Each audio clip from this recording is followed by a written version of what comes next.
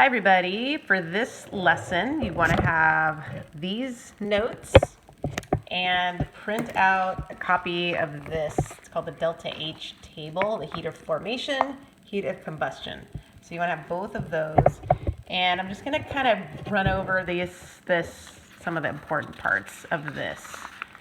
If you've already filled them out, you would note that we're talking about delta H, which the H stands for enthalpy, and enthalpy really just means energy. It's technically at constant pressure, but you can think of enthalpy, energy, heat, they're all synonyms. Again, it's constant pressure, and I think they got the letter H because E stood for energy, N stood for number of moles, T stood for temperature, and the best they could do was H. So H stands for enthalpy, and let's just think of it as energy. So we're looking at delta H. There's a few different types of delta H. Delta H fusion, delta H vaporization. Should look familiar from last week. Delta H formation, delta H combustion. Those are the new ones and the things that are on these tables. Basically, I'm going to cut out a lot, but if delta H is negative, it's exothermic. If delta H is positive, it's endothermic.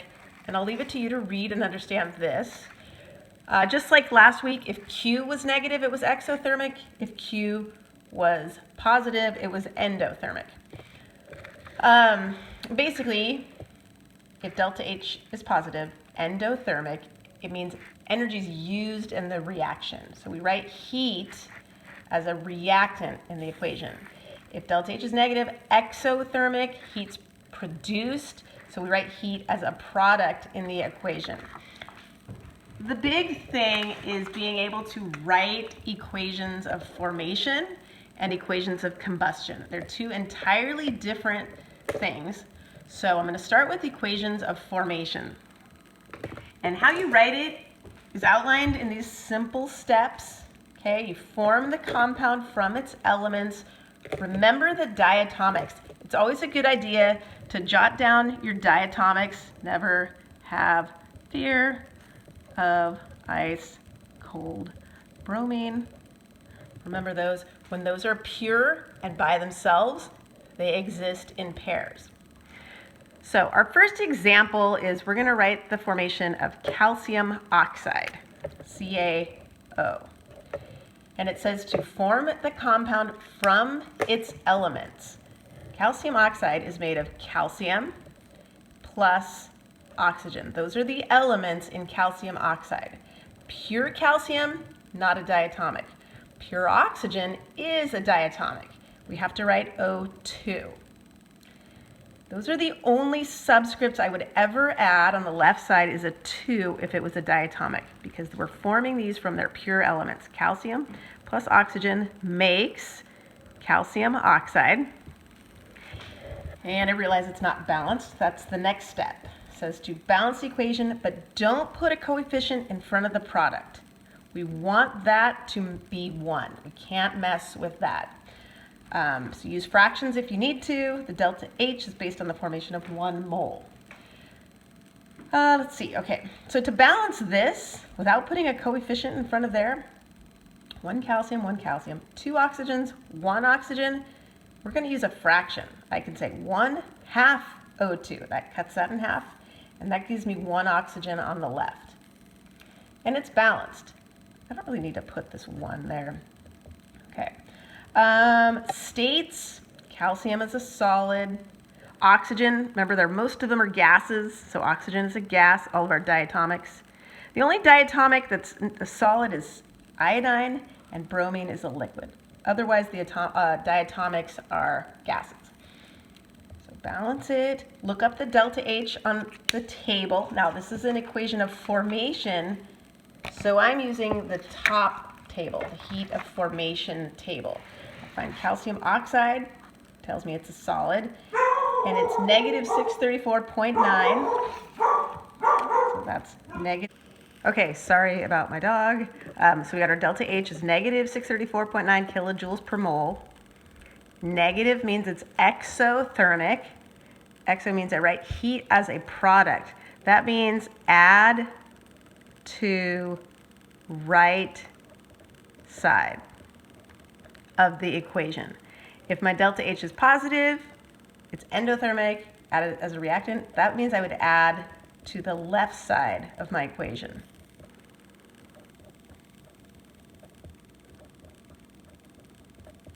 Okay, so I'm going to rewrite this with the delta H in the equation. So Ca solid plus 1/2 O2 gas makes calcium oxide solid plus 634.9 kilojoules. That's my final answer. So the fact that it was negative told me to add it to the right side. If it was positive, I would have added it to the left side. But you never put a negative in the equation. There should never be a negative energy in the equation. The negative just means add it to the right side. And then I put the units of heat are kilojoules. I don't need to write per mole anymore because the equation implies that I'm making 1 mole of that. That's why I didn't want to add a coefficient here. This plus 1/2 of those makes 1 mole of calcium oxide plus 634.9 kilojoules of energy.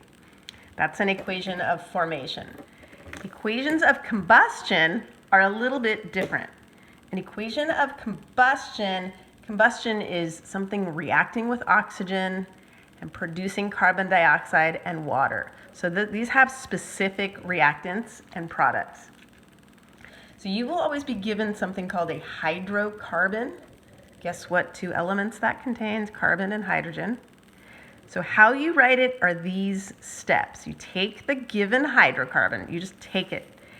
Don't break it up, you just take that C2H6, add oxygen, so plus oxygen, and it's diatomic, so O2. So the hydrocarbon plus oxygen make, put your arrow, the products of combustion are always CO2 and H2O. It's always carbon dioxide and water. Now for these, when you balance the equation, don't put a coefficient in front of the hydrocarbon. We want to burn 1 mole of that. We could use fractions if we do need to. And my hot tip is to balance them in the order of carbon, then hydrogen, and then oxygen. If you go in that order, for some reason, balancing is a lot smoother. It spells Cho, like Cho Chang, Harry Potter fans. Okay, carbon, then hydrogen, then oxygen. So let's balance this, but not putting a coefficient here. So we got carbon first. I got 2 carbons on the left, 1 carbon on the right. So I want 2 carbons, so I put a 2 there on the right. Then next I'm going to go with the hydrogens. 6 hydrogens on the left. On the right I have 2 hydrogens. To make that 6, I put a 3 there. Carbons and then hydrogens. So my carbons are balanced, hydrogens are balanced. Now my oxygens. On the right side, on the left side I have 2. On the right I've got 4 here and 3 there. That's 4 plus 3. I have 7 oxygens on the right and 2 on the left. To balance this, just take 7 over 2. I can make a fraction, 7 over 2. Now the 2's cancel, and that gives me 7 oxygens on the left. Okay, so that's the equation of combustion. I look up the delta H on the table. Now this time I'm going to use the bottom one, the heat of combustion. So I find C2H6, it's right here, which by the way was a gas, and its delta H is negative 1,560.7 kilojoules per mole.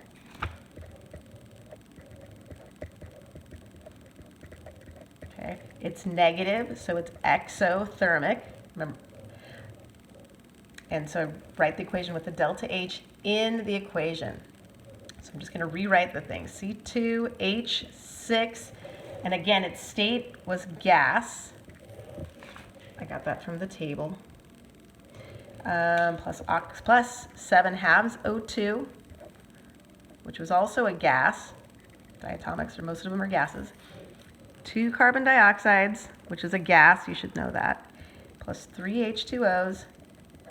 And even water in combustion is gaseous because it's like, think of combustion. It's flames, it's explosions, so the water vaporizes. So it's a gas. And then the delta H was negative 1560.7.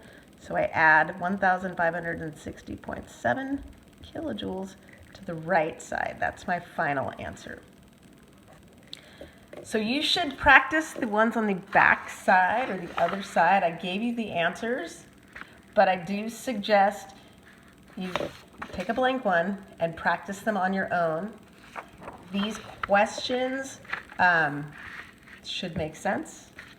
And the calculations, don't stress too much about these. It's just, these are all based on 1 mole. If you burn if you make 2.5 moles of that, just a little conversion factor, you can figure out how many kilojoules of energy would be produced.